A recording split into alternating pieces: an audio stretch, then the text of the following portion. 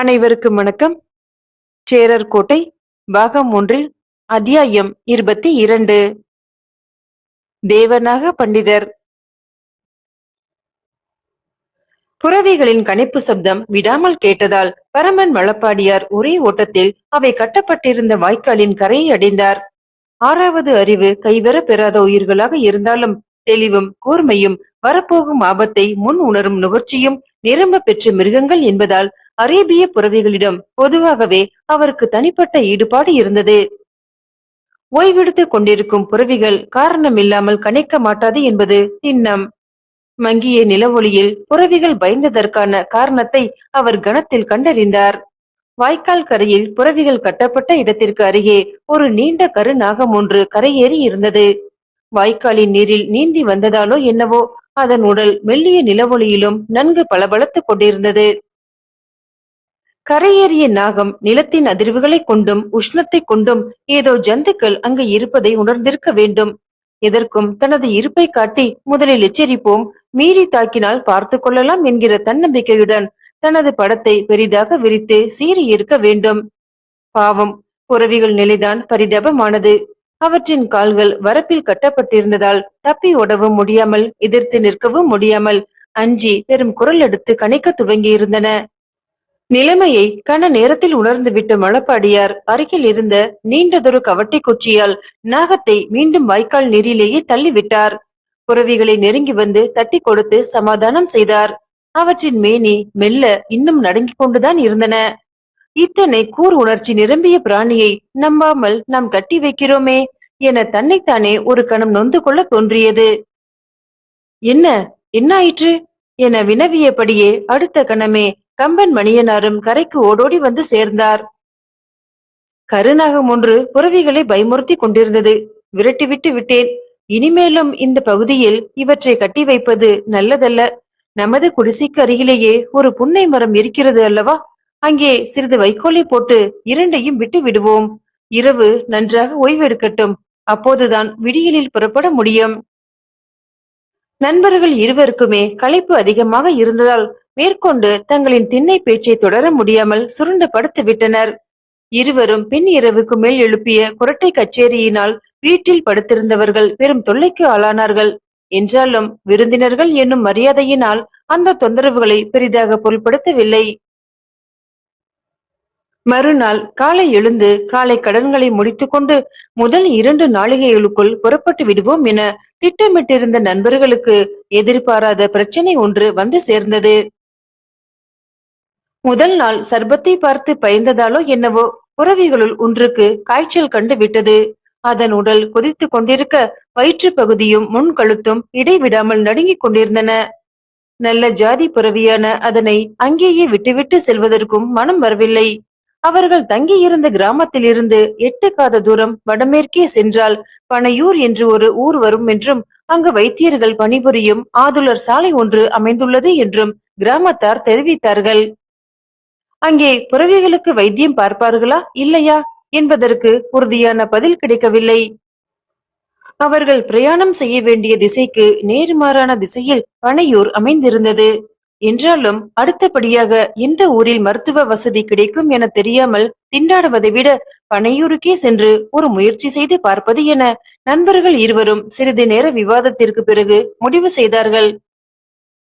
கிராமத்து பாதையில் அந்த காலை நேரத்தில் அடிமேல் அடி வைத்து நடைபாதை பயணத்தை மேற்கொள்வது என்பது சுகமான அனுபவமாகவே இருந்தது. பல நாட்கள் இரவிலும் பகலிலும் புறவிகளில் பயணித்தே பழக்கப்பட்டு விட்ட உடலுக்கு நடைப்பயணம் உற்சாகம் அளித்தது.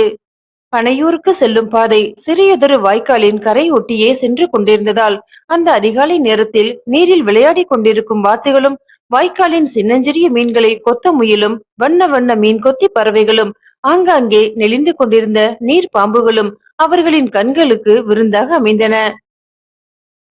இந்த ராஜாங்க வேலைகளை எல்லாம் ஒரே மூட்டையாக கட்டி வைத்துவிட்டு இது போன்ற அமைதியான கிராமம் ஒன்றில் பேசாமல் விவசாயம் செய்து கொண்டு வாழ்க்கையை கழித்து விடலாமா என அவ்வப்போது தோன்றுகிறது. இங்கே படர்ந்திருக்கும் அமைதிக்கும் நாம் உலாவும் படபடப்பு நிறைந்த உலகத்திற்கும் தான் எத்தனை எத்தனை வித்தியாசம். படபடப்பு நிறைந்த உலகத்திலிருந்து வருவதனால்தான் இந்த அமைதியையும் அழகையும் உங்களால் ரசிக்கவே முடிகிறது. இங்கேயே கிராமத்தில் இருக்கும் மனிதர்களின் கண்களை சற்றே உற்று கவனியுங்கள். தாங்கள் உலவும் உலகத்தின் உன்னதத்தை அவர்களில் பெரும்பாலானோர் அறியார்கள். ஆக இரண்டுமே தேவை என என் குருநாதர் கூறுவது வழக்கம். ஒன்று செயல்பாடுகள் நிறைந்த உலகம், மற்றது செயல்பாடுகள் அற்ற அமைதியான உலகம். ஒன்றை ராஜசம் என்றும் மற்றதை தாமசம் என்றும் குறிப்பிடுவார்கள். இரண்டுக்கும் மத்தியில் அமைந்திருக்கிறது சத்துவ உலகம். நீங்கள் நிறைய சாஸ்திரங்களையும் நூல்களையும் கற்றவர் போல தெரிகிறது என வியந்தார் இளையவர். உருவு கண்டு எல்லாமே வேண்டும் என்னும் தெய்வ புலவரின் கூற்றுதான் எத்தனை உண்மையானது. ஏதோ நாகையின் கடகத்தில் இருக்கும் சாதாரண வீரர் பாதுகாவலுக்காக நம்முடன் வருகிறார் என்றல்லவா நினைத்திருந்தேன். இவருடைய நீல அகலங்களை நாம் இன்னும் சரிவர புரிந்து கொள்ளவில்லை போல் இருக்கிறதே. உண்மையில் இவர் வெறும் கடக வீரர்தானா, அல்லது ஏதாவது பெரிய இடத்தை சேர்ந்த பிள்ளையா? அட, அதெல்லாம் ஒன்றுமில்லை. பூவோடு சேர்ந்த நாரும் மனம் பெறும் என்பார்களே, அந்த கதைதான் என்னுடையது. நீங்கள் அடக்கத்தின் காரணமாக அப்படி குறிப்பிட்டுக் கொள்கிறீர்கள். கிடக்கட்டும். நேற்று நாம் பேசிக் கொண்டிருந்த விஷயங்கள் தொடர்பாக தங்களை சில கேள்விகள் கேட்கலாமா? மலைநாட்டின் பின்புலம், காந்தலூர் சாலை படையெடுப்பு என பலவற்றையுமே நேற்றிரவு நாம் தொட்டு தொட்டு பேசினோம். ஆனால் தற்போது தங்களுக்கு இடப்பட்டிருக்கும் பணி என்ன, எதற்காக தெற்கே இத்தனை தூரம் சென்று கொண்டிருக்கிறோம் என்பதை பற்றி தாங்கள் ஒன்றுமே கூறவில்லை. அதனை பற்றிய முழு விபரங்கள் உங்களுக்கு தெரியுமா? பகிர்ந்து கொள்ளக்கூடிய விஷயமாக இருந்தால் அறிய ஆவலாக இருக்கிறேன். வீரமும் விவேகமும் நிரம்பிய இந்த இளைஞர் ஒரு காலத்தில் பிரகாசமாக வருவார். இவரை வெறும் மெய்க்காவல் வீரராக மட்டுமே பார்ப்பது அவருக்கு நாம் புரியும் இழுக்கு. ஏதோ ஒரு முக்கிய காரணத்தினால்தான் பிக்ஷு குறிப்பாக இவரை நம்முடன் பிணைத்திருக்கிறார் என்ற எண்ணம் ஏற்கனவே இளையவர் மனதில் உறுதியாக குடிக்கொண்டு விட்டது. அதன் காரணமாக முதல் நாள் இரவு பல விஷயங்களை மழப்பாடியாருடன் மனம் விட்டு பகிர்ந்து கொள்ள முடிந்தது. இப்போது இந்த வீரர் கேட்கும் கேள்வியும் சாதாரண கேள்வி அல்லவே. சில வினாடிகள் யோசித்தார் மணியனார். பிறகு தொண்டையை கனைத்துக் கொண்டு பேசத் துவங்கினார். மழப்பாடியாரே, நாம் சோழ ராஜாங்கத்தின் மிக மிக முக்கியமான இரு ரகசிய ஓலைகளை நாம் சுமந்து செல்கிறோம். இவற்றில் ஒன்று காந்தலூர் சாலையின் ஆச்சாரியார் திருநாராயண பட்டதிரிக்கு எழுதப்பட்டது. மற்றது எவருக்குரியது என்பது இன்னுமே தெரிவிக்கப்படவில்லை. பிக்ஷு அதனை தகுந்த நேரத்தில் தெரிவிப்பார் என பேரரசர் மொழிந்தார். இந்த ஓலைகள் குறிப்பிட்ட நபர்களிடம் நேரடியாக சேர்ப்பிக்கப்பட வேண்டும். அவர்கள் மட்டுமே இதனை பிரித்து படிக்க வேண்டும்.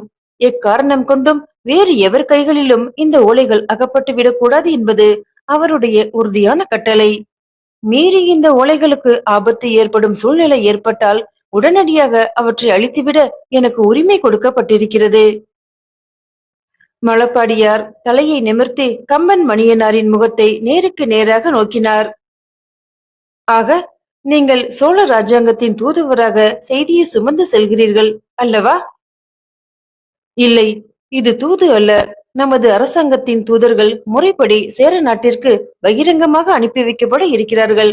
நமது பணி ரகசிய பணி. நமது கைகளில் இருப்பதோ ரகசிய ஓலை. இன்னாரிடம் ஓலைகளை சேர்ப்பித்து விடு என நேரடியாக கூறாமல் கொற்கைக்கு வா தொண்டிக்கு வா என ஆனந்த தேரர் நம்மை இழுத்து அடிப்பது எதற்காக? அது ஓரளவிற்கு எனக்கு புரிகிறது. விஷயம் என்னவெனில் வியூகங்கள் அன்றாடம் மாறிக்கொண்டே இருக்கின்றன. ஒற்றர்களிடமிருந்து பல வகையான செய்திகள் தினமும் பேரரசரை வந்தடைந்து கொண்டிருக்கின்றன. அதற்கு ஏற்றாற்போல் நமது பணியின் தன்மையும் மாறக்கூடும். அதனால்தான் நேரடியாக காந்தலூருக்கு போகச் சொல்லாமல் குறிப்பிட்ட இடம் வரை மட்டுமே வரச் சொல்கிறார்கள். இது என்னுடைய யூகம் மட்டுமே. உண்மையில் ஆனந்தர் என்ன நினைத்திருக்கிறார் என்பதை அந்த புத்த பகவானே அறிவார். பிக்ஷு ஆனந்தருக்கு அரசியலில் ஏன் இத்தனை ஈடுபாடு? அது ஏன் என்பது புரியவில்லை. ஆனால் அருள்மொழிவர்மருக்கும் ஆனந்த தேரருக்கும் மிக மிக நெருக்கமான அந்தரங்கமான நட்பும் உறவும் நிலவுகின்றன. பேரரசருக்கு செய்யும் உதவியாக ஆனந்தர் இதனை எண்ணக்கூடும். அல்லது வேறு ஏதேனும் ரகசிய காரணங்கள் உள்ளனவோ என்னவோ. அவர்களின் பேச்சு சட்டென தடைப்பட்டது. ஏனெனில் எதிர்பாதையில் மெல்ல நடந்து வந்து கொண்டிருந்த ஒரு முதியவர் அவர்களின் கவனத்தை முழுவதுமாக கவர்ந்திருந்தார். நல்ல உயரம், ஓரளவிற்கு நீண்ட தாடி, மீசை, இரண்டுமே பெரும்பாலும் நரைத்து விட்டிருந்தன. கொண்டல் வண்ணமாக திகழ்ந்த அவரது திருமேனி அந்த நரையை சற்றே தூக்கி காட்டியதைப் போல தெரிந்தது. நன்கு மேல் தூக்கிய நெற்றி, அதில் பளிச்சென திருநீரு, கையில் நீண்ட தடி. நண்பர்களை விட அவர்களின் புறவிகளே அந்த பெரியவரின் கவனத்தை முதலில் கவர்ந்தன. அருகில் சென்று அவற்றை வாஞ்சையோடு தடவி கொடுத்தார். அடுத்த கணம், அடடா, உடல் நடுங்கி கொதிக்கிறதே! தம்பிகளா, இந்த புறவிக்கு சுரம் கண்டிருக்கிறது. அடே அப்பா, இவருக்குத்தான் எத்தனை கவர்ச்சிகரமான கட்டை குரல்! ஆம் ஐயா, அதனால் தான் வைத்தியம் பார்ப்பதற்காக பனையூருக்கு சென்று கொண்டிருக்கிறோம். மணியனார் பதிலளித்து முடிக்கும் வரை பொறுத்திராமல் அவர் புறவையின் வாயை திறந்து பரிசோதிக்க துவங்கினார். கழுத்தின் அருகில் கையை வைத்து சிறிது நேரம் அதன் நாடி துடிப்பை பரிசோதித்தார். மிக உயர்ந்த நவாம்ச புறவிகளப்பா இவை. இந்த சுழிகளை பார்த்தீர்களா? அருமை அருமை. உங்கள் ஆடை அணிகலன்களை பார்த்தால் பெரிய வீட்டு பிள்ளைகளைப் போல தெரியவில்லையே. ஆனால் இம்மாதிரியான உயர் ஜாதி புறவிகளை ராஜ குடும்பத்தார் தான் வைத்து பேணி காக்க முடியும். நாங்கள் சோழ அலுவலர்கள். எங்கள் எஜமானருக்காக கொற்கை வரை சென்று இந்த புறவிகளை கொடுக்க வேண்டி உள்ளது. சட்டென இவ்வாறு ஒரு பொய்யை யோசிக்காமல் முன்வைத்தார் மணியனார். சரிதான், புறவிகளுக்கு வைத்தியம் பார்ப்பதற்காக பாதை மாறி போய்க் கொண்டிருக்கிறீர்களாக்கும். பனையூரில் இம்மாதிரியான அரேபிய புறவிகளுக்கு சரிவர வைத்தியம் பார்க்க கூடியவன் எவனும் இல்லையே அப்பா. வழக்கமான பச்சிலைகளை இவற்றுக்கு கொடுத்தால் வயிற்றை கெடுத்து நீர்ப்போக்கை அதிகரித்து விடுமே. சுரமும் தணிந்தாற் போல தணிந்து பிறகு மேலும் அதிகரித்து விடுமே. நண்பர்கள் இருவரும் ஒருவரை ஒருவர் பார்த்து கொண்டார்கள். எதிர்பாராத சிக்கல் அல்லவா முளைத்து விட்டது. பெரியவரை பார்த்தால் பொய் சொல்பவரை போல தெரியவில்லையே. என்ன செய்வது என தெரியவில்லை ஐயா. நாங்கள் கொற்கைக்கு சென்று உடனடியாக புறவிகளை ஒப்படைத்தே ஆக வேண்டும். உங்களை பார்த்தாலும் பரிதாபமாகத்தான் இருக்கிறது. நான் ஒரு யோசனை சொல்கிறேன். எனக்கு அஸ்வ வாகனத்தில் ஓரளவிற்கு அனுபவம், ஓரளவிற்கு என்ன, நிறையவே உண்டு.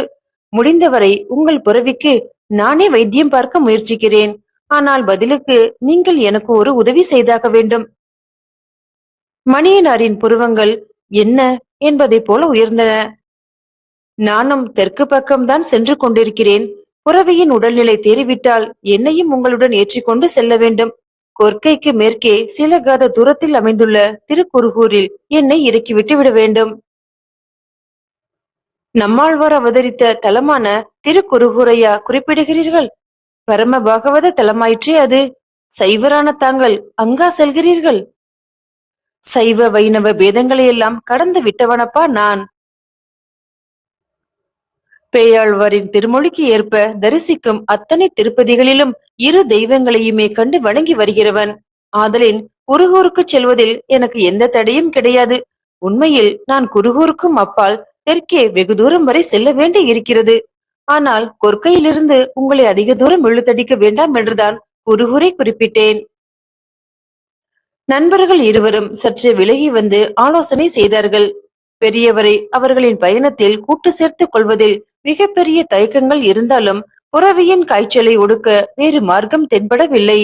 நேரம் ஆக ஆக காய்ச்சல் அதிகமாகிவிட்டால் என்னாவது என்ற கவலையும் சேர்ந்து கொண்டது. முடிவில் பெரியவரின் திட்டத்திற்கு ஒத்துக்கொள்வது என முடிவானது. ஐயா, தாங்கள் யார்? தங்களின் பெயர் என்ன? நான் தெற்கே களிக்குடியில் பாசுபத மகா விருதிகளால் நிர்வகிக்கப்பட்டு வரும் மடம் ஒன்றினைச் சேர்ந்தவன். என் பெயர் தேவனாக பண்டிதன். நல்லது.